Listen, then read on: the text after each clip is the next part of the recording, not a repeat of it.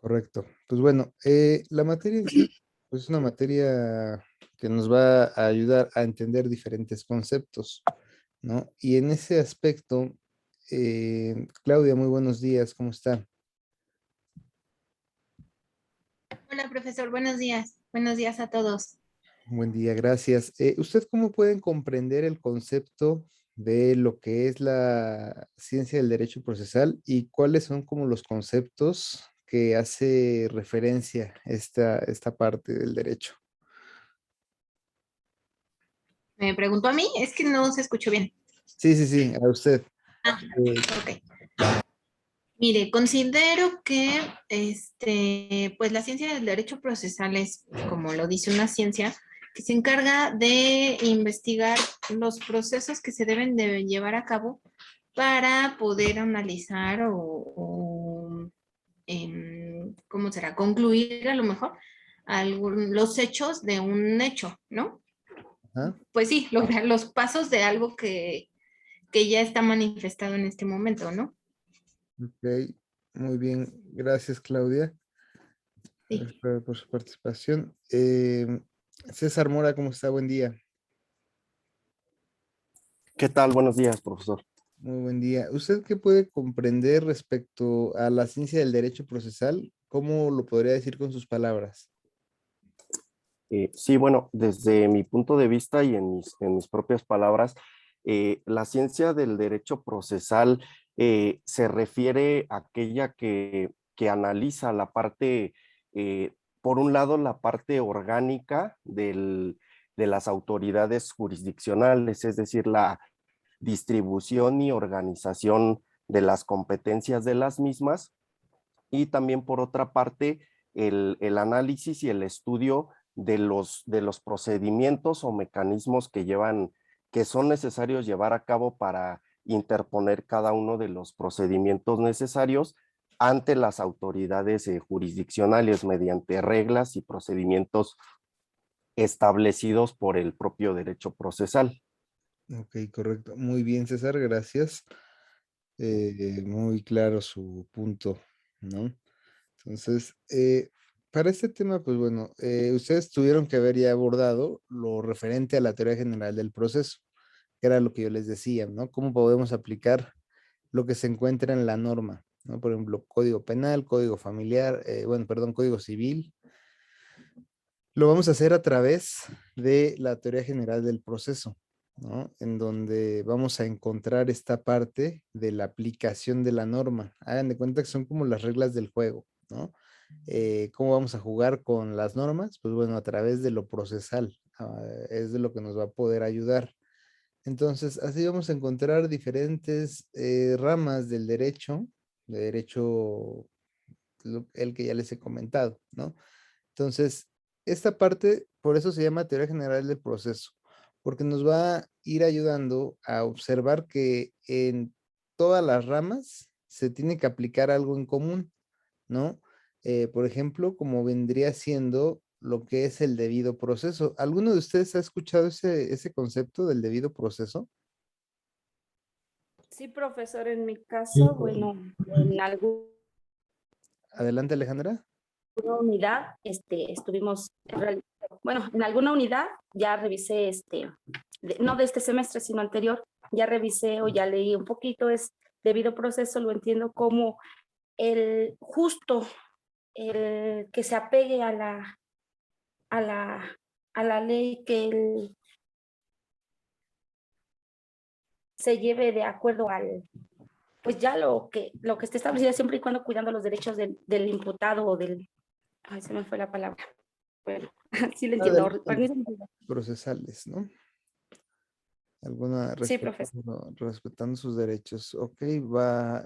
Yo lo he escuchado en las noticias cuando ahorita que tenemos como estas constantes como acusaciones con políticos, Ajá. siempre escucho que lleven el debido proceso. Entonces yo imagino que son las formalidades que permitan llegar pues a la sentencia o a poder hacer una acusación formal de los supuestos delitos que han hecho, ¿no? Siempre lo escucho en las noticias. Ok, es correcto, Lorena. Eh, En efecto, este tema de lo que es el debido proceso tiene que ver con un respeto a los derechos humanos de las personas, ¿no? Y ello es así porque todas las autoridades, ya lo establece el artículo primero constitucional, tienen la obligación de respetarlos, promoverlos y llevar a cabo todas las acciones tendientes para evitar la vulneración de los mismos. El contenido en sí de lo que es el debido proceso lo ha establecido la Suprema Corte de Justicia en una tesis, en donde se establece, es una tesis jurisprudencial, la cual nos habla de 4 momentos en donde podemos apreciar qué es el debido proceso. Ajá. Vamos a tener, primeramente, qué es lo que pasa cuando una autoridad cómo comienza una autoridad llevando a cabo un procedimiento. Y esto lo vamos a tener, pues principalmente en todas las materias, ¿no? Llámese materia civil, materia penal, materia familiar, ¿no? Por ejemplo, José Gachús, ¿me escucha? Sí, profesor. Por ejemplo, si una autoridad inicia un procedimiento, digamos, saquémoslo tantito del ámbito penal, ¿no? Digamos, un procedimiento civil. Le notifica a usted que Juanito Pérez lo ha demandado por el incumplimiento de un pagaré. ¿Usted qué podría hacer o qué derecho tendría respecto de esa notificación? Primero, constatar que está expedida por una autoridad judicial, ¿no? Ajá, Y posteriormente, pues yo creo que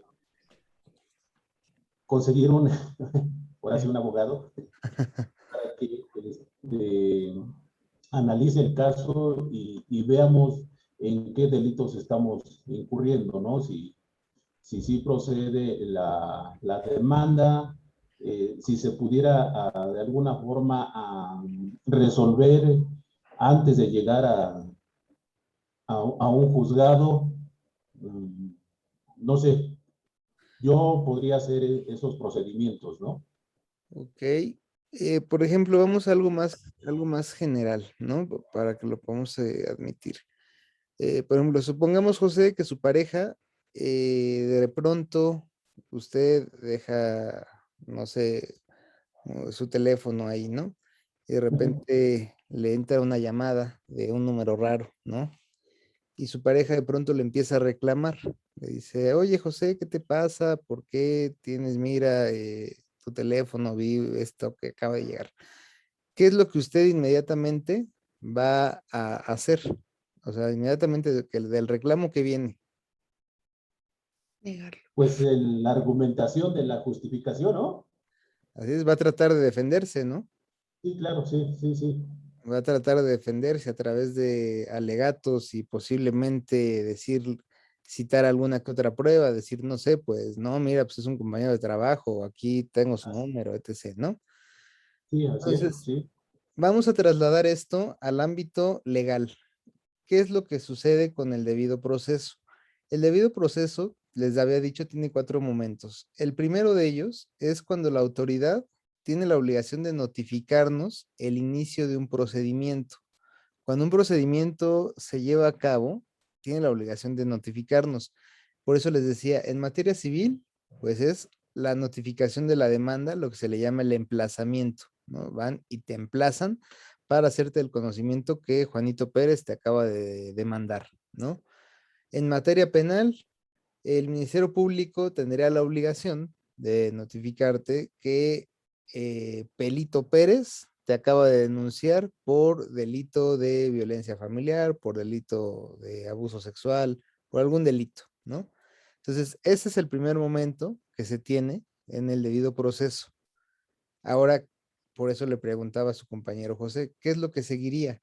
Pues bueno, seguiría la oportunidad de la persona de poder presentarse a defenderse, ¿no? A que se le puedan admitir pruebas, a que se le escuche, ¿no? A que se le escuche los alegatos que vaya a rendir. Esos son los 2 momentos que siguen, ¿no? Permita principalmente el hecho de que se le dé la oportunidad de aportar pruebas, es el segundo momento. El tercer momento es el que se le pueda escuchar por parte de la autoridad, ¿no? Que la autoridad te escuche, porque no basta Profesor, nada más ofrecer pruebas. Sí, dígame, José.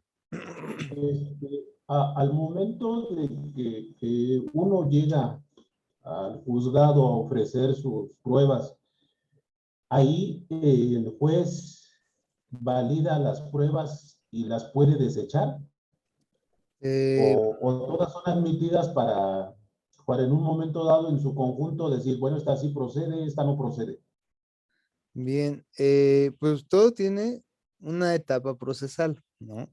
O sea, se entiende que uno puede ofrecer sus pruebas, las que sean, y el juez las tendrá que admitir, porque bueno, ahí ya tendríamos que entrar a las fases de cómo se lleva a cabo la admisión de la prueba. Y eso yo creo que lo abordaremos cuando hablemos de la prueba.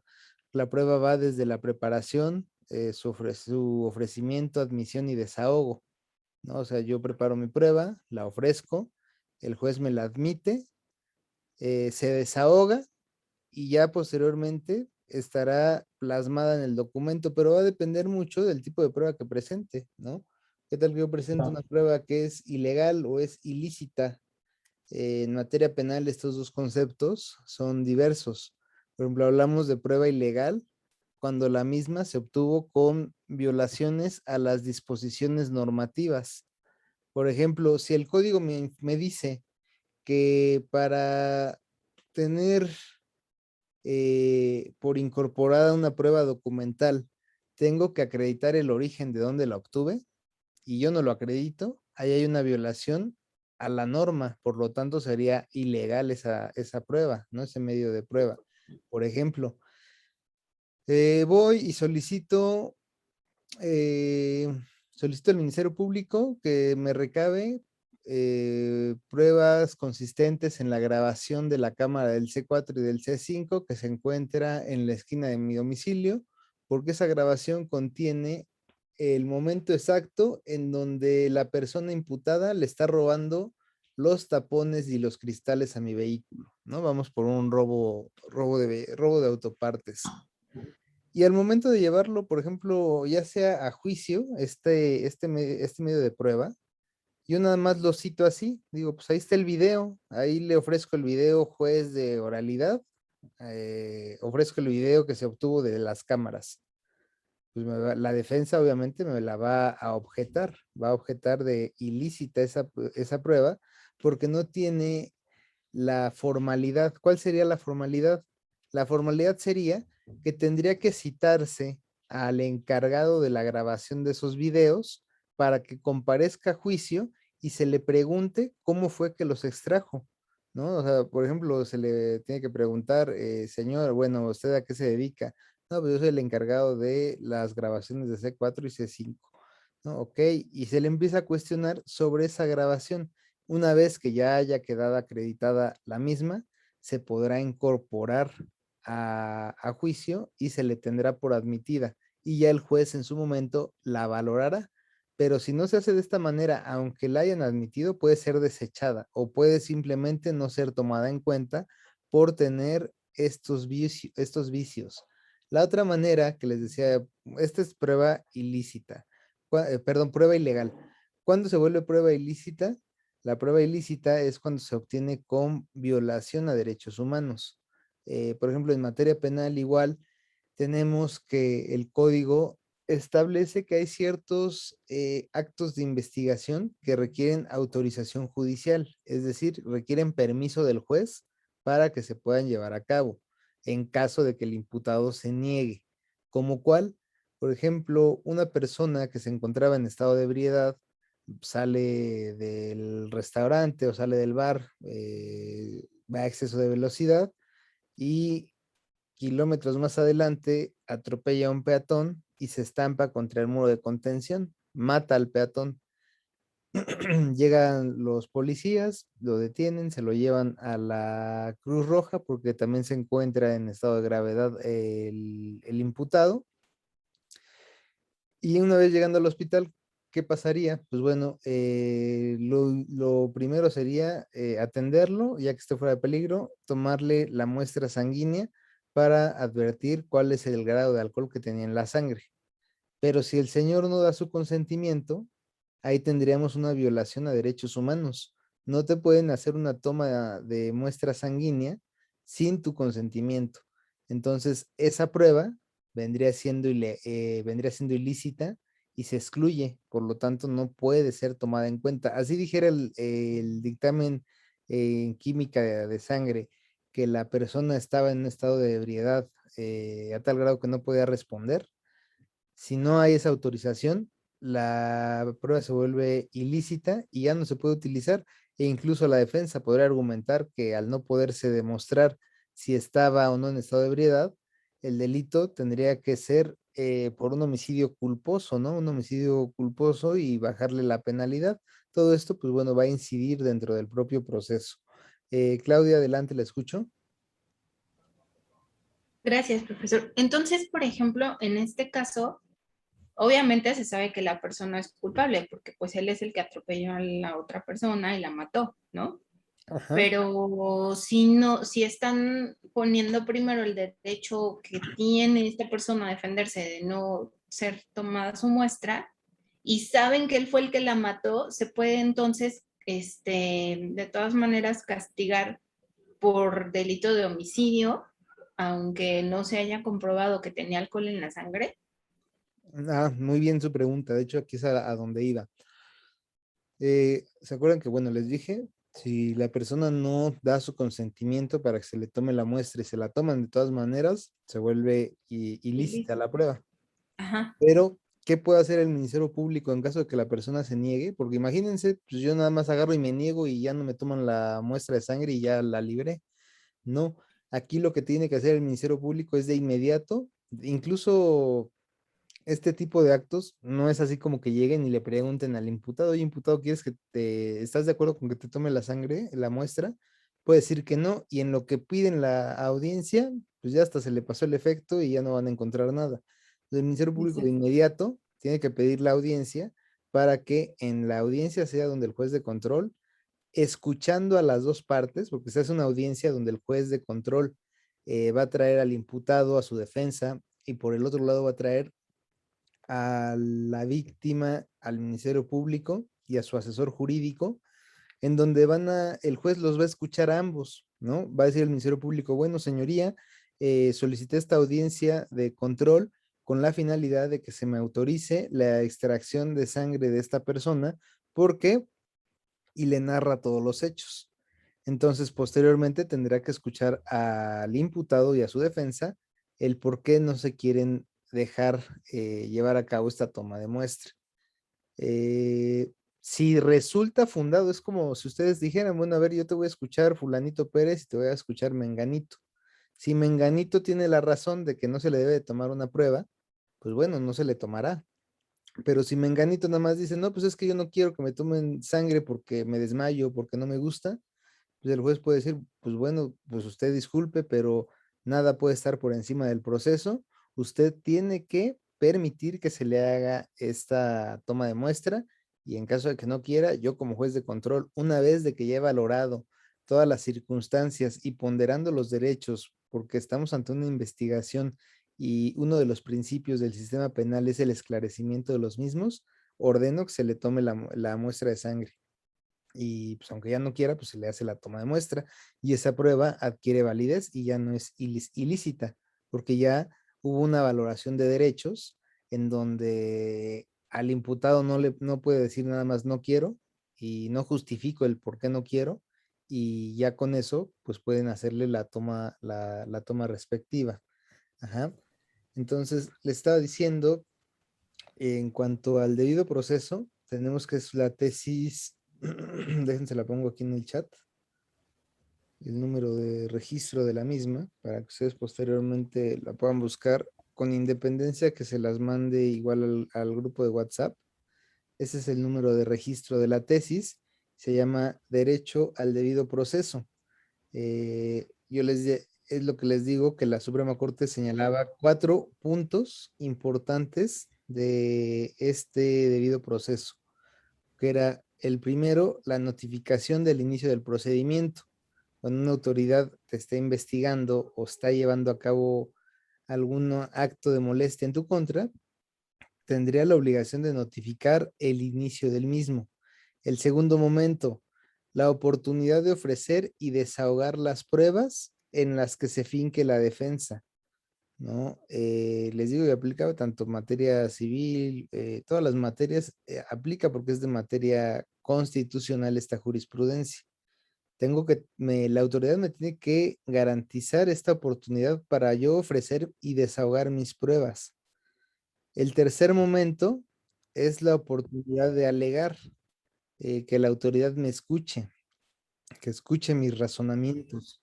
No nada más llego y ofrezco mis pruebas y ya, porque tiene que escuchar el por qué yo estoy ofreciendo estas pruebas. Es esta oportunidad de alegar, el punto 3. Y el punto 4 es establecer una resolución en donde se resuelvan las cuestiones debatidas y cuya impugnación pues prácticamente sea escuchada posteriormente, ¿no? Entonces tenemos estos 4 momentos, recuérdenlos, me notifican el inicio del procedimiento, me dan la oportunidad de ofrecer y desahogar pruebas, la tercera, oportunidad de alegar, y la cuarta, tener una resolución que resuelva la controversia. Estos son, Profesor, manden, perdón, ¿podría hacer una participación? hacia adelante, José, por favor. Gracias. Bueno, y en relación a todo lo que se ha planteado respecto al debido proceso y el tema de las pruebas ilícitas, me viene a la mente, y es algo que ha sido recurrente en el Ministerio Público Federal, sobre todo en administraciones anteriores, que muchos casos emblemáticos o icónicos, como el caso de Yotzinapa, pues también ha tenido afectaciones en el proceso jurisdiccional por la presentación de pruebas ilícitas. El caso de la tortura, que ha sido recurrente en los testigos del caso Ayotzinapa, y muchos de esos testigos han sido liberados precisamente porque se ha comprobado que sus confesiones se obtuvieron a partir de torturas y diversas violaciones a los derechos humanos, por lo cual ha hecho que sus pruebas se obtengan de manera ilícita, y esto ha afectado en general el debido proceso, y las líneas de investigación también se han visto afectadas. O sea, mi reflexión es en términos de que también a nivel de materia penal federal, pues es algo recurrente la afectación al debido proceso, muchas veces por intencionalidades políticas o presión pública, por acelerar los resultados de cara a la sociedad o por otras cuestiones, pero sí, aún en nuestro país tenemos esa deficiencia de garantizar el debido proceso en los 3 órdenes de gobierno, perdón, en orden federal y local, y pues sí sería importante también reflexionar, creo, al respecto. Muy Gracias. bien, José, gracias por su participación. Y en efecto, estas cuestiones, sabemos, es de explorado derecho, como dicen, son hechos notorios que muchas veces no se respetan las formalidades, y por ello es de que ustedes pueden escuchar en las noticias, ¿no? Que dicen, no, es que el sistema no sirve porque así como entran, salen. ¿Y de qué sirve que se lleve tanta investigación si las personas delincuentes al final del día van a ser puestas en la calle? Pues sí, son puestas en la calle, pero no porque el sistema esté mal, sino más bien porque los operadores del sistema, llámese policías, ministerios públicos, tal vez defensores, todos, ¿no? Que vamos ahora sí que implicados todos de por medio, no llevan a cabo las cosas como deben de ser, ¿no? Y así les podría mencionar infinidad de casos, ¿no? Donde los policías llegan y siembran cosas, le siembran cosas a los imputados porque dicen, ah, pues es que lo vimos robando el día de ayer, pero como ya no hay flagrancia y pues tenemos que hacer toda una investigación y se nos va a ir, pues mejor agárralo, siémbrale algo y pues con eso lo metes. Y ya posteriormente le imputas la carpeta del hecho que realmente cometió. Y así es como se les caen luego las puestas, porque creo que la peor manera en materia penal de llevar los casos es estar improvisando, ¿no? Estar tratando de cuadrar las cosas, como se le dice. Cuando, pues es que, digo, eso se los pongo de manera breve. Hace algunas semanas llevé un asunto donde había una persona de Uber, la cual le piden era una mujer, le piden el servicio aproximadamente a las 9 de la mañana, llega y donde le va a tomar el pasaje, el sujeto que sube la amaga y le quita sus pertenencias, mientras otro sujeto llega por el lado de la ventana y le hace una llave china, mientras el otro sujeto le quita el teléfono y agarra dinero que tenía ahí en el tablero. En eso, pues ya se terminan y se echan a correr. La víctima más o menos ubica dónde estaba esta persona, ¿no? Pero eso les digo, esto fue a las 9 de la mañana. Y ya, posteriormente, a eso de las 11:30 de la mañana, ¿cómo pasó? Nosotros pues no lo sabemos y por esto es que, digo, el caso va muy endeble. Posteriormente, a las 11:30 de la mañana, llegan a la casa de este sujeto del que había despojado a la mujer, tocan a su puerta, sale, abre, y se trataba de dos policías, los cuales se meten a la fuerza, se meten a la casa de este chavo y lo sacan y se lo llevan y lo ponen a disposición del Ministerio Público. ¿Cuál es el problema? Que la puesta a disposición dicen, según ellos, que los hechos ocurrieron a las 11:30 de la mañana, no a las 9. Eran las 11:30 y cuadran todo posteriormente a los hechos y eso es lo que básicamente hace que el asunto se caiga. ¿No? O sea, dices, bueno, pues este Claro. cuate sí, ¿no? Sí fue, ahora sí como dicen, es el rata y lo agarran, pero por el hecho de haber mentido, pues ahí ya tenemos cuestiones de ilicitud e incluso de ilegalidad, lo cual ante el juez de control, pues obviamente el juez dice, pues para mí no hay flagrancia en primer momento, porque lo detuvieron después del evento, no hubo una persecución material, ¿no? Y al momento de no existir flagrancia, no califico de legal la detención y vas para afuera. Y todo lo que me haya manifestado la policía que encontró no puede ser utilizado porque todo eso se vuelve ilícito. Y tú, se acabó el asunto y la persona quedó libre. O sea, ven, por eso es que les digo, es muy importante cuidar todas estas formalidades. Si no se cuidan, pues podemos tener este tipo de problemas, ¿no? Digo, yo pues iba por parte de la defensa, pues a mí me benefició todo esto. Pero pues imagínense ustedes a la víctima solamente ve cómo sale este tipo de personas así, y esto en cualquier tipo de delito. Lo mismo sucede en la materia familiar. Si te notifican el inicio de la demanda, te emplazan, pero no se te da la oportunidad de ofrecer pruebas, pues obviamente eso en amparo o en apelación puede ameritar una reposición del procedimiento y todo lo que se hizo va para atrás, se declara nulo y hay que volver a iniciar el procedimiento, ¿no? Entonces es muy delicado el hecho de no respetar las formalidades esenciales del procedimiento. Estas que hemos visto se agotan en cuatro momentos. Claudia, adelante. Ahí ando bien preguntona, profe, Ajá, pero adelante. tengo muchas dudas. Bueno, y en cuanto, por ejemplo, en materia familiar, yo tengo una conocida que se divorció, ¿no? Ujú, Pero el que redacta un convenio es el ex esposo, ¿no? Entonces, obviamente esta persona redacta el convenio de acuerdo a lo que a él le conviene, ¿no? Porque ahí le pone, voy a dar tanto de pensión y voy a hacer esto, y voy a hacer esto, y voy a hacer esto, ¿no? ajá, Entonces, lo presentan ante el juez lo autoriza, todo bien, entonces ya quedan en ese, pues en ese acuerdo, ¿no? Y va pasando el tiempo y el tipo entonces ya no cumple con lo que él mismo estipuló en ese convenio. Entonces, digamos algo así, porque no me acuerdo exactamente de las cantidades, pero suponiendo que él dice, ¿sabes qué? Yo te voy a dar 7,000 pesos de pensión para el niño, ¿no? Porque tienen un niño. ajá, Y te voy a dar dinero para recreación del niño y ropa y no sé qué, ¿no? Entonces, se le hace, digamos, una cuenta final de 10,000 pesos, ¿no? ajá, Y pasa el tiempo, pero el tipo le dice, ¿sabes qué? No tengo trabajo, no tengo dinero, y ya no le da nada, ¿no? Ahora nada más le aporta dinero para la colegiatura del niño, lo cual él puede, o sea, si ella lo quisiera acusar, puede decir, es que no me está dando dinero para el niño, lo cual es cierto, pero si ella dice, es que nada más me da lo de la colegiatura, él puede defenderse en el sentido de decir, bueno, el niño puede ir a una escuela de paga, ¿no?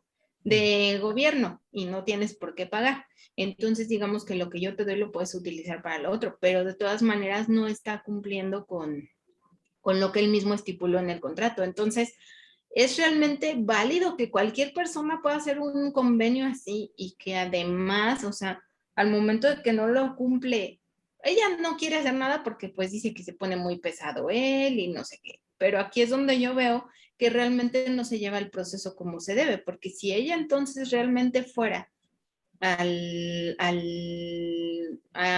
poner una demanda y decir el señor no está cumpliendo con lo establecido en el contrato, pues sí pueden a él castigarlo, ¿no? O sea, aún dándole oportunidad de presentar sus alegatos, ¿no? Y defenderse. Sí, se puede, pero digo, bueno, ahí ya tendría ya que, pues, probablemente incluso hasta denunciar una violencia familiar. Pero aquí la cuestión no es de que se ponga o no pesado, simplemente son derechos que tiene que cumplir. Y si no cumple, pues bueno, está toda la ley a favor de la mujer para que la pueda hacer valer. Entonces, pues sí, o sea, puede decir, pues yo al momento no puede denunciar un incumplimiento total, porque bueno, pues está Ajá. pagando algo, pero pues eso tendría que comentárselo, pues ahora sí que al juez de lo familiar y que pudieran hacer un reajuste o incluso, pues sí, ahí presionarlo para que pueda pagar. Muchas veces dicen, pues me quedé sin trabajo, pero están en la informalidad, ¿no? Y en la informalidad, pues sí reciben recurso. Dicen, pues ¿cómo acredito si no tengo forma de cuentas bancarias ni nada de que el señor recibe dinero?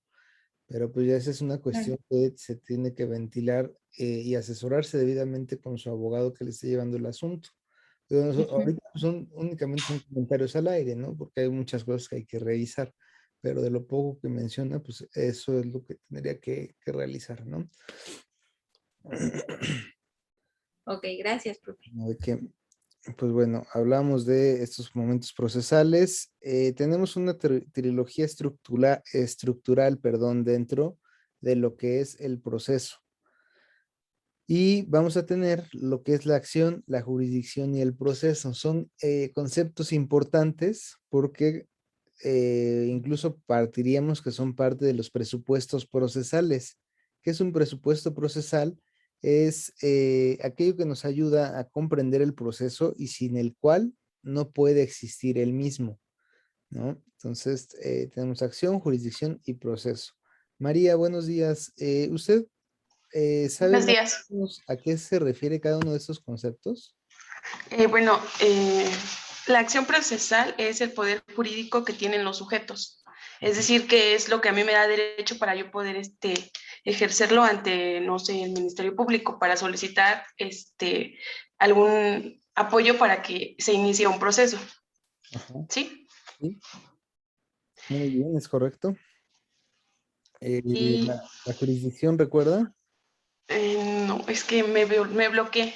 El proceso es el que se lleva a cabo después de que el juez, la jurisdicción creo que es parte de la acción, es como el derecho de yo reclamar sobre lo que se está en litigio, Ajá.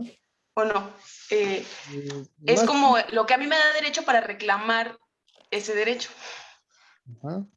Sí, Ya que si yo no tengo, por ejemplo, en el caso que comentaba la compañera Claudia, ¿no? Yo no tengo el derecho, ella quisiera que su amiga, demandara, pero si la amiga no quiere, hasta que ella no quiera, no se va a poder hacer, porque aunque ella vaya, ella no tiene, la no acción. ajá, no puede ejercer ese derecho porque no es de su competencia, ajá. Y el proceso es el que se lleva a cabo para arreglar el litigio, el conflicto de las dos personas, ¿sí? Sí, es totalmente cierto. Muy bien. Gracias. Gracias, maestro. Bien, Maestro, yo le iba a preguntar algo, dígame. pero es referente a lo que estaban ahorita hablando. Yo solo así rápido. ¿Qué pasa? Bueno, más bien, yo quisiera saber, ¿por qué si la Constitución dice que nadie puede ser molestado por ninguna autoridad? ¿Qué pasa con los ministeriales, profesor? ¿En qué sentido? ¿A ellos quién los faculta para poder pararte en tu automóvil, hacerte una revisión, bajarte de tu automóvil, revisar todo lo que quieran, y bueno, de ahí a dónde van estas personas que se llevan, ¿no? Y yo como abogado, ¿cómo Ajá. puedo hacer para que ¿cómo se llama? Mi cliente no lo golpeen, no le ejerzan presión para que, como dice usted, ¿no? Le fabriquen algo. Bien, de hecho el tema podemos hablar no tanto como ministeriales o policías ministeriales, podremos hacer referencia a pues los policías en concreto, ¿no? Policías en general. Y ello, pues bueno, efectivamente tenemos que nadie puede ser molestado en su persona, sino a través de mandamiento judicial escrito donde se funde y motive la causa de su proceder, ¿no? Es lo que nos dice la Constitución. El artículo 21 establece que el Ministerio Público está a cargo de la investigación de los delitos y que en su caso puede auxiliarse de policías y peritos. Entonces, el tema de los retenes en específico obedece a una cuestión de política criminal. Siempre tiene que estar justificado todo lo que es la autoridad está obligada a fundar y motivar su actuar, ¿no? El por qué están ahí y cuál es la disposición legal que les permite hacerlo. Entonces, en ese aspecto también la Suprema Corte de Justicia se ha pronunciado respecto a algo que le denominaban el sospechosismo, ¿no? El decir, por ejemplo, pues yo, policía, voy caminando y de pronto en la esquina observo que hay una persona que está toda tatuada, que va caminando medio raro, que incluso tiene una gorra que no permite que se le vea su cara. Eso no es motivo para que el policía vaya y detenga a la persona y le diga, a ver, ¿usted a dónde va? Disculpen ustedes, ahí se me desconectó la sesión. Pero bueno, les comentaba, sí me escuchó en el último momento de lo que estaba comentando. La señal. Es que me escuchó un poquito, ¿no? Sí, profesor. Ok, a ver, en un momento estaba comentando referente a este tema, ¿no? De los policías, como denme un momento, por favor, porque me anda fallando un poquito la red. Esperen un tantito, ¿eh? Gracias.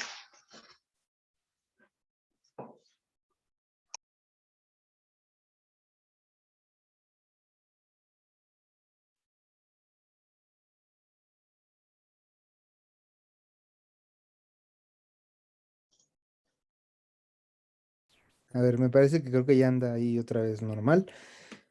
Les comentaba, bueno, por lo que hace a policías, ellos están facultados en atención a la política criminal de la prevención del delito a poder llevar a cabo inspecciones, pero estas inspecciones tienen grados de contacto y son necesariamente observables en el día a día.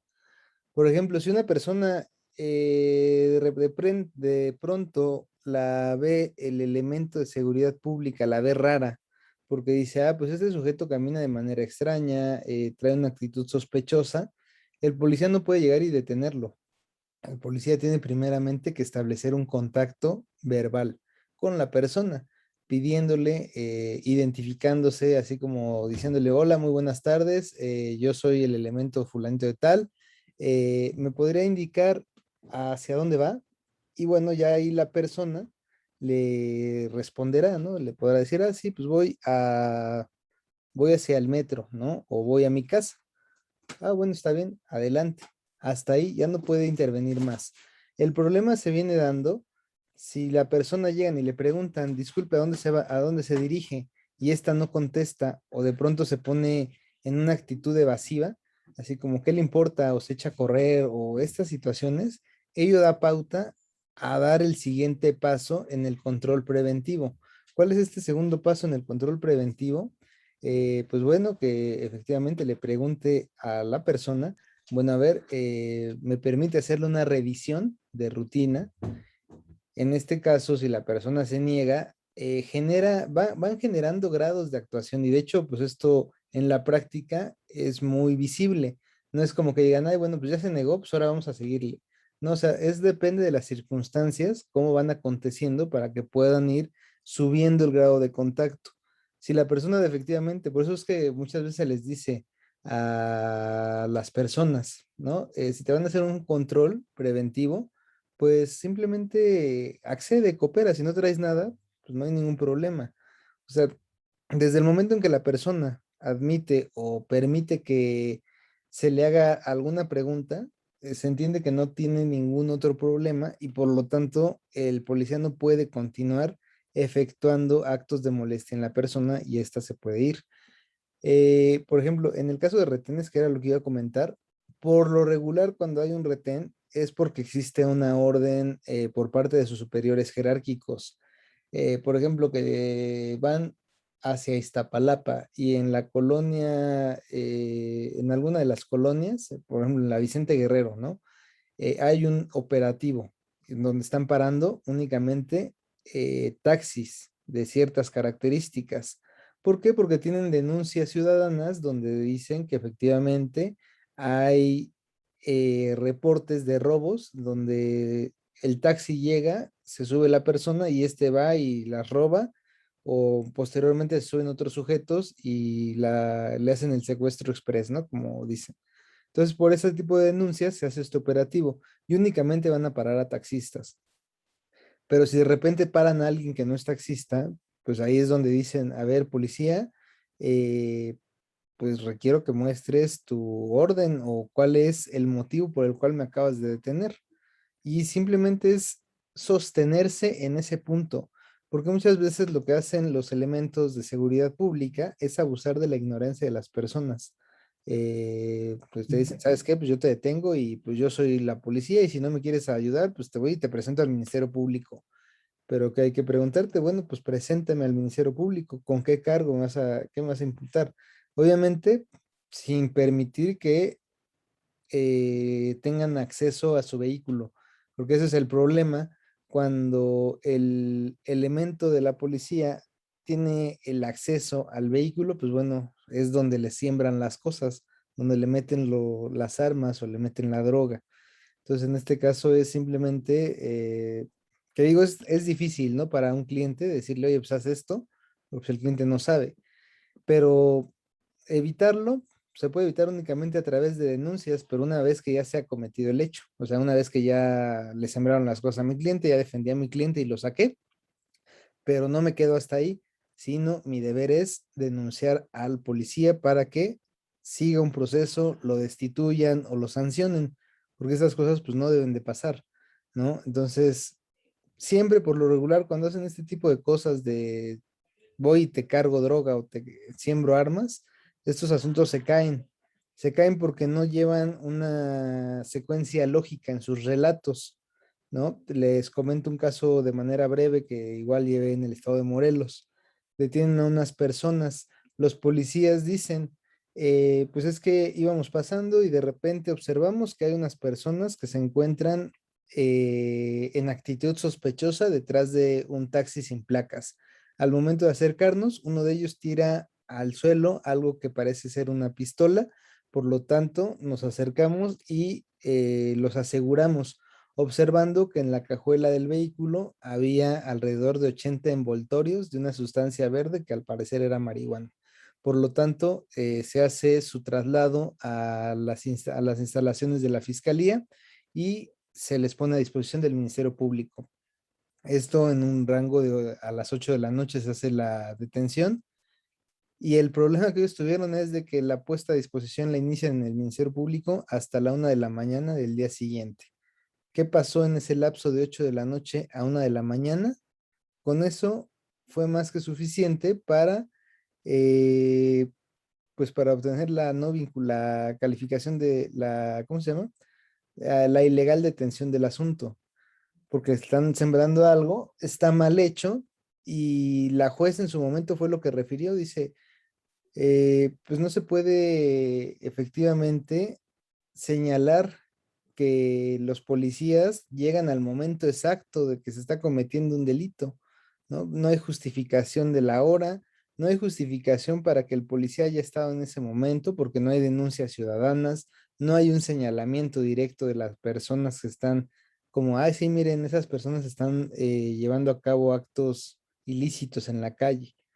Entonces, por eso les digo, hay muchos jueces que ya no están comprando este tipo de puestas a disposición.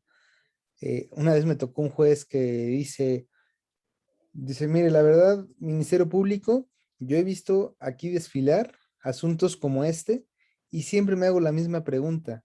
Dice, yo no sé cómo es que siempre los policías tienen ese olfato para llegar con la gente que está cometiendo ese delito de intercambio de droga. Nada más porque a unos metros vieron a las personas de manera sospechosa y ya se les acercaron y se los llevaron. Dice, pero a ver, Ministerio Público, usted nunca me ha dicho si la presencia de estos policías obedecía a un operativo, obedecía a una denuncia ciudadana, o bien obedecía a un señalamiento de alguna persona. Entonces, al no colmarse ninguno de estos supuestos, el policía no puede intervenir porque no está facultado para ello. El policía está para prevenir delitos, pero ¿cómo los va a prevenir? Pues a través del señalamiento. Por ejemplo, si usted, María, dice, ah, mire, ese señor está robando, o ah, mire, ese señor se dedica a vender droga. Ah, bueno, pues hay un indicio. Pero el policía por sí de que voy pasando y, ay, miren, vi esto, muy difícilmente los jueces hoy en día compran esos argumentos. El llamado superpolicía, ¿no? Que, ay, miren, pues pasó y los vio en el momento exacto y los detuvo y los puso a disposición. Los jueces no compran esos argumentos. Entonces, pues ya será labor de la defensa llevar a cabo sus actos de investigación para demeritar la acusación del Ministerio Público cuando se trata de estos asuntos. Por lo regular, no le podrá decir, hay una fórmula para evitar estos asuntos en integración o en el Ministerio Público.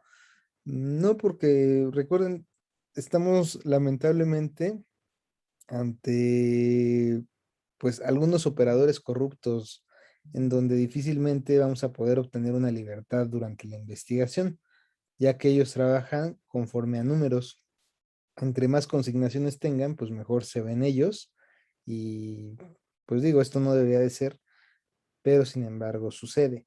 Entonces aquí lo importante, pues es dar una lectura a lo que es la Ley Nacional de Seguridad de Uso de la Fuerza Pública y revisar los protocolos que tienen, los protocolos de actuación de la policía, ¿no? Cómo es que deben de ir actuando, revisar algunos amparos de detenciones. Voy a buscar alguno y se los voy a mandar para que lo lean.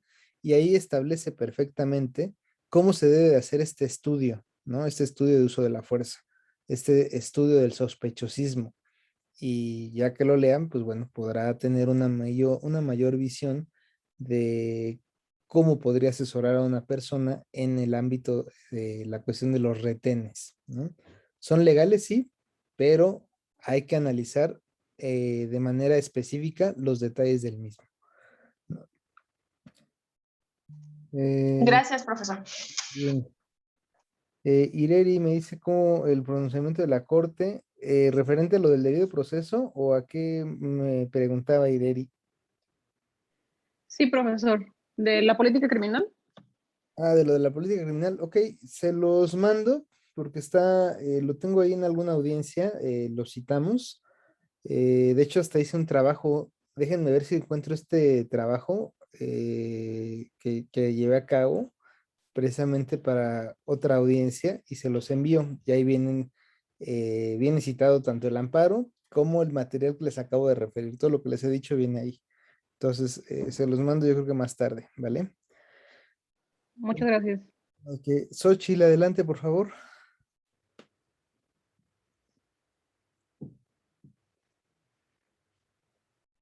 Si gusta. Listo, ya, es que no le hallaba. Profesor, yo le quería preguntar, ¿qué sucede cuando tú quieres denunciar al policía por un trabajo mal realizado o ilegal? Y bueno, es que le comento, hace como 2 años a un familiar lo detuvieron porque fue, digamos que hubo una balacera por aquí cerca y escucharon los balazos y él lo que se le ocurrió fue irse a asomar. Y llega y estaban los policías en una zona acordonada, entonces él estaba grabando y un policía le dice, no, mira, ya deja de estar grabando. No, no, no, que no quiero, no, que dejes de estar grabando. Ah, ¿quieres grabar? Y que lo mete al lugar antes de que llegaran los demás policías y todos, le amarra las agujetas y lo tira al piso. Entonces llegan todos los demás policías y se lo llevan junto con los delincuentes. Entonces lo meten como si fuera parte de los demás delincuentes y los meten los mismos, ¿cómo se llama?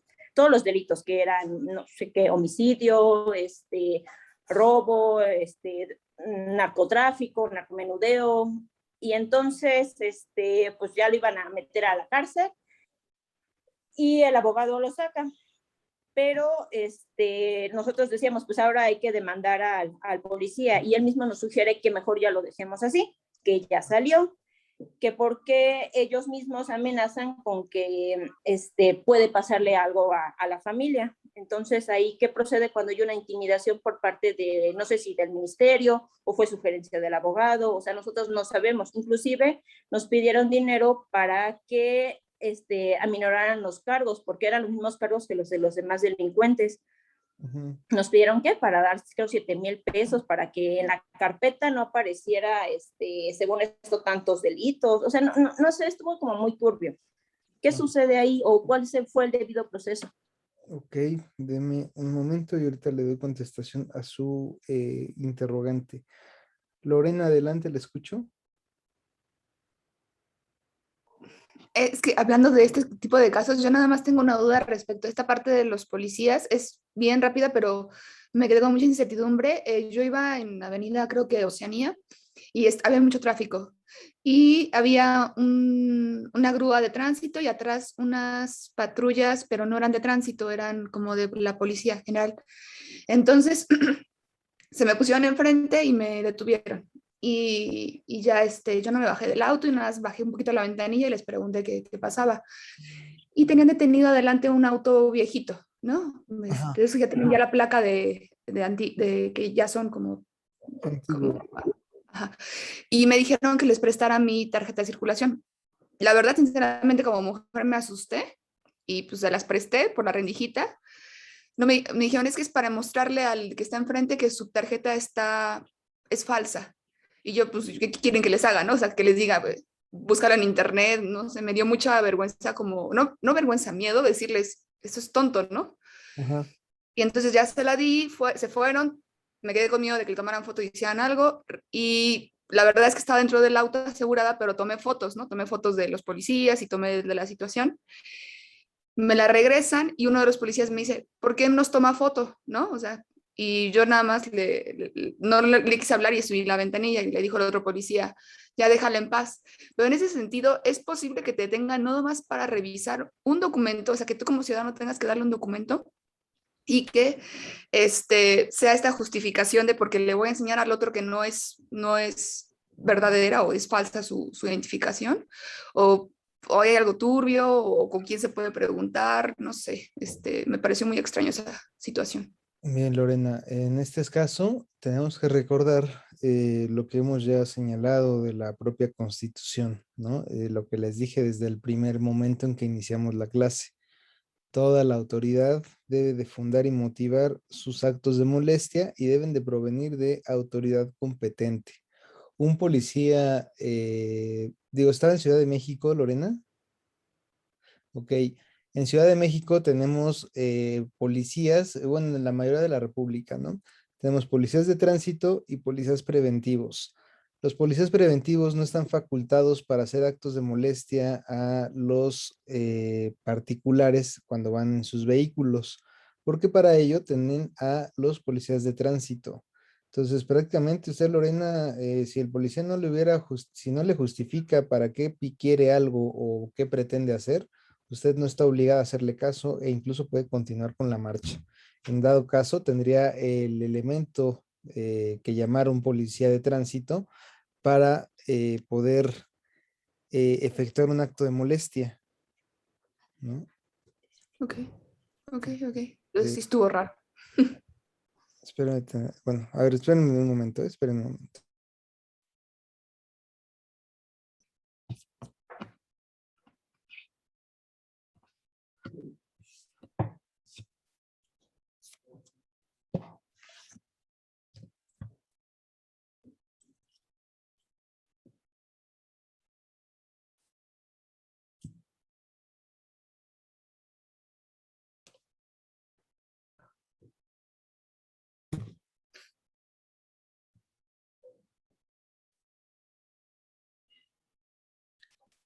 Bien, entonces comentaba, los elementos no lo pueden hacer, tienen que ser elementos de tránsito. Y digo, ese tipo de cuestión que usted le dijo, pues no era viable, usted no le tenía por qué haber dado nada. Y en dado caso, ¿sabe qué? Pues digo, aquí es prácticamente ponerse en una actitud totalmente tajante y decirle, no le voy a dar nada y si no me dice usted por qué me está deteniendo, lo voy a denunciar y lo voy a poner a disposición en este momento de la autoridad competente. Voy a llamar a asuntos internos y lo voy a poner ante el Ministerio Público de Servidores Públicos porque usted está ejerciendo actos de autoridad que van en contra de la ley y con eso va a ver que los elementos hasta se van a ir, ¿no? Se van a espantar y van a decir, no, pues perdón. Regresando un poco al tema de lo de Xochitl, ahí es totalmente recomendable hacer una denuncia igualmente ante órgano interno de control y ante la Fiscalía de Servidores Públicos, porque nada de lo que dijo puede ser procesado de esa manera. E incluso si la amenazaron o amenazaron a su familia, es peor para ellos. El servidor público está totalmente localizable, o sea, sé dónde trabaja, puedo saber dónde trabaja, a qué hora entra, a qué hora sale, pero prácticamente el hecho de estar llevando a cabo actos de molestia o de estar ahí molestándolos, diciéndoles, no, pues no denuncie o si hicieron algo inadecuado, por ejemplo, eso que dice dónde queda el debido proceso, pues eso se tiene que denunciar ante la autoridad, presentar denuncias ante la Fiscalía General de Justicia, servidores públicos, les digo, su órgano interno de control, presentar incluso una queja en asuntos internos si son policías preventivos o son policías ministeriales de la misma manera, e incluso, digo, ya en dado caso que sea un asunto que se pueda volver mediático, hacerlo pues más, hacerlo hasta en redes sociales, ¿no? Publicarlo en Twitter, arrobar a las autoridades y generar ruido, ¿no? O sea, nunca tenemos que dejarnos, o sea, lo que tenemos que hacer es, pues ahora sí que utilizar todos nuestros medios legales. Si no nos hace caso la autoridad, pues bueno, tendríamos que presentar incluso hasta amparos, ¿no? Para que la autoridad la obliguemos a trabajar. La autoridad no va a trabajar si nosotros no les decimos, ¿no? Si nosotros no les decimos lo que está pasando, la autoridad no va a hacer nada. Hay que estar detrás de las autoridades con quejas, denuncias, escritos, quejas ante la Comisión de Derechos Humanos, para que todo vaya avanzando y para que se le pueda dar un destino. O sea, lo peor que se puede permitir es que la autoridad haga algo que no está, que no le está permitido, ¿no? Entonces, pues bueno, espero haberles dado contestación a ambos comentarios. Creo que implícitamente responde un poco de lo de Xochitl con lo de Lorena, pero y si no es así, pues bueno, tienen eh, siéntense en la libertad de volver a levantar la mano y lo volvemos a comentar algún tema en específico, ¿no? Gastón, adelante. Buenos días, profesor. Buen día. Perdón, compañeros. Perdón, yo tengo una duda que es, a lo mejor va de la mano con algunas de las cuestiones que los compañeros han preguntado. Hoy en día, cuando los servidores públicos tienen fundado y motivado el por qué hacen un acto de molestia a una persona, muchas veces ahora los usuarios, bueno, las personas que son molestadas, tienen la facultad de poder, no sé, pueden grabar al servidor público, pueden tomarle fotografías y todo. ¿Qué tanto ese tipo de situaciones son viables para presentarse como una prueba a favor del usuario? Y preguntar también si el servidor público puede estar facultado o está facultado para tomar la misma actitud, es decir, también te pueden grabar, te pueden tomar alguna fotografía cuando están haciendo sus labores. Esa es mi pregunta. Bien, la primera pregunta, ¿me la podré repetir ahorita que conteste la segunda? La segunda pregunta que hace respecto al servidor público, si lo puede hacer o no lo puede hacer. Recordemos que hay un principio que son de los presupuestos procesales, el cual nos señala que la autoridad solamente puede hacer lo que la ley le permite.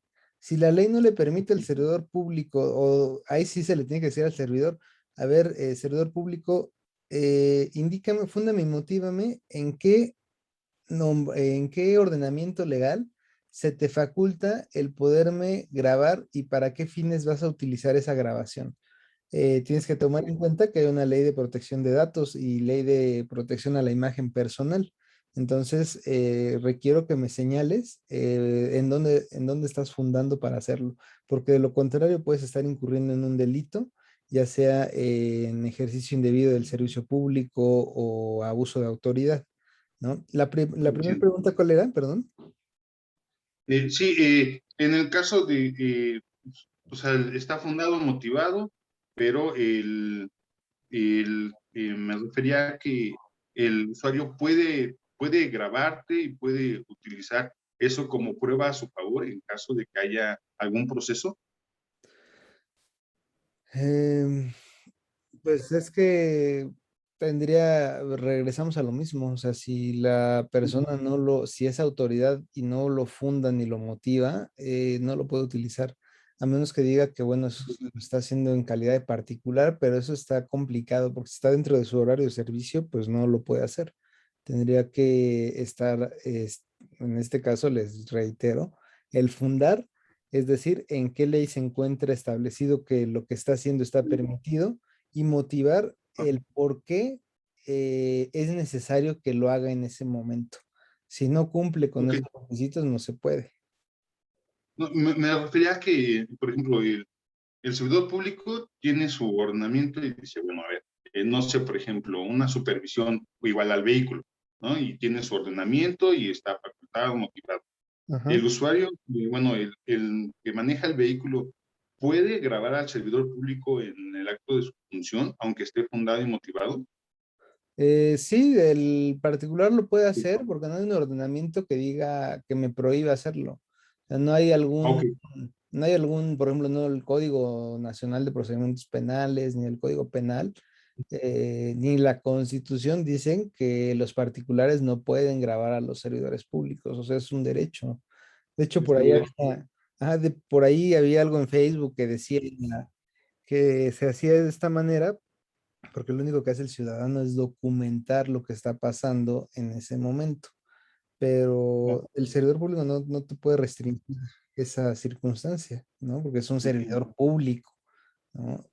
Precisamente. Pero sí, en efecto, ¿vale? Entonces, Muchas gracias. no, de que a ustedes, pues bueno, de manera rápida, jurisdicción, pues es la función que tienen determinados órganos del Estado para resolver conflictos de trascendencia jurídica mediante determinaciones obligatorias para las partes, ¿no? Entonces, la jurisdicción es lo que le da el tinte o el punto para poder llevar a cabo la función del juez, ¿no? ¿Cuál es el límite del poder que tiene el juez? Pues lo vamos a ver a través de la jurisdicción. Y eso nos va a dar también aspectos como lo son la competencia, cómo se divide la competencia en grado, territorio, materia, cuantía, turno, entre otros aspectos que, bueno, vienen mencionados en las unidades que están, ¿no? Luego, principio de contradicción. Bueno, esta diapositiva igual si gustan, se las mando para que la tengan ustedes. Y pues bueno, no sé si hay alguna duda o algún comentario adicional.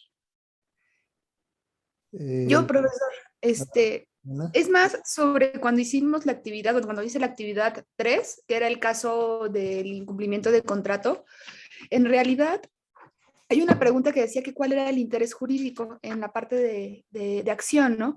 Entonces, en realidad, aunque busqué literatura y traté de entender interés jurídico, no puedo distinguirlo muy bien de la pretensión, o sea, como las dos condiciones de la acción. No sé si pueda ejemplificármelo, ya sé que es como, pero de verdad que lo intenté y no logro como concretarlo. Las condiciones de la acción y referente al interés jurídico. Ajá, ajá.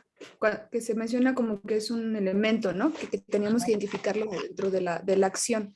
Entonces, no sé si el interés jurídico es, por ejemplo, el bien que se está pretendiendo proteger, o es más bien el derecho que tengo yo sobre ese bien que manifiesto, pero eso me suena que es pretensión.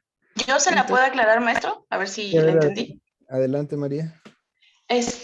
La pretensión es lo que tú quieres que se dé de la solución. Haz de cuenta que, por ejemplo, le pegaron a tu carro. El interés jurídico es que es tu carro y que tú puedes ir a pedir que el Ministerio Público determine que te paguen esos daños. Ajá. La pretensión es eso, el pretender que te paguen esos daños. Ya. ¿Sí entendí o no? Lo entendí. Sí. El interés jurídico es que tú eres sujeta de ese derecho, tú eres, es de tu, como dicen, es de tu incumbencia, ¿no? Te incumbe a ti eso. Y la pretensión es qué es lo que tú quieres, qué pretendes, qué deseas. Es como lo que tú quieres que se realice, ¿no? Pues yo quiero que me pague 20,000, yo quiero que es eso. Ok. ¿Sí, maestro, o no? Bueno, sí, sí. Así es, María, efectivamente. El tema de la pretensión es lo que se busca. O sea, la pretensión, recuerden, decía Carmeluti, la sumisión del interés ajeno al propio. Lo que yo pretendo, yo quiero, como lo decía María, efectivamente, yo quiero que se me pague una cierta cantidad. Pues obviamente la otra parte va a ofrecer resistencia y ahí se genera el litigio. Pero ¿cuál es el interés jurídico? Dice, bueno, pues mi interés jurídico es, yo quiero que ese sujeto me pague porque le pegó a mi carro, y el interés jurídico se traduce en que yo soy propietario del vehículo y a este vehículo se le hizo un daño, y obviamente ese daño se va a generar, se va a traducir en dinero que yo voy a tener que erogar de mi bolsa. Por ello es que yo tengo ese interés jurídico, me asiste un derecho para reclamarlo. Por ejemplo, si a María le debe, el Pelito Pérez le debe dinero, Lorena no tiene el interés jurídico para decirle al Pelito Pérez que le pague a María, ¿no? Porque es una relación entre Pelito Pérez y María, no entre Pelito Pérez y Lorena. Entonces, el interés jurídico es esa facultad o es ese, pues sí, es ese presupuesto procesal que le va a permitir reclamarle algo a otra persona a través de las instituciones que se establecen para ello, ¿no? Por eso es que van de la mano con la acción, porque la acción le va a dar esa validez para ejercer un derecho en contra de una persona, reclamar ese derecho en contra de una persona. Pero esa es la diferencia. Muy bien, María, creo que lo explicó bien. Lorena lo pudo captar de esa manera o le generó alguna duda adicional. No, gracias María, me quedó muy claro, pero respecto al texto, en ese momento me confundí con la parte de legitimación, porque entonces si el interés es la parte de que tengo el derecho de reclamar, la legitimación es casi junto que pegado, ¿no? Es como que lo que decía el profesor, que yo no puedo reclamar porque a alguien más le dañaron su auto, ¿no? O sea, yo no estoy legitimado para ejercer ese derecho, ¿no? Así es, y tenemos la parte de la legitimación, en donde cómo acredito que yo soy efectivamente la persona titular del derecho, ¿no? Como por ejemplo diríamos, bueno, pues sí, quiero que me pagues el vehículo, pero el vehículo pues no está a mi nombre, entonces posiblemente yo no esté legitimado para reclamarlo. Tendrá que venir a reclamarlo la persona que esté o que aparezca como propietaria del vehículo para que yo pueda ser legítimamente el que reclame ese derecho. Digo, ya lo irán ustedes viendo conforme a las lecturas que están ahí, ¿no? Pero bueno, no sé, me da mucho gusto que se hayan conectado, que estén aquí presentes. Las sesiones por lo regular los hago de 1 hora. Me disculpo por la clase de ayer, que no la pude llevar a cabo por cuestiones personales, pero bueno, pues por eso la pasamos para el día de hoy.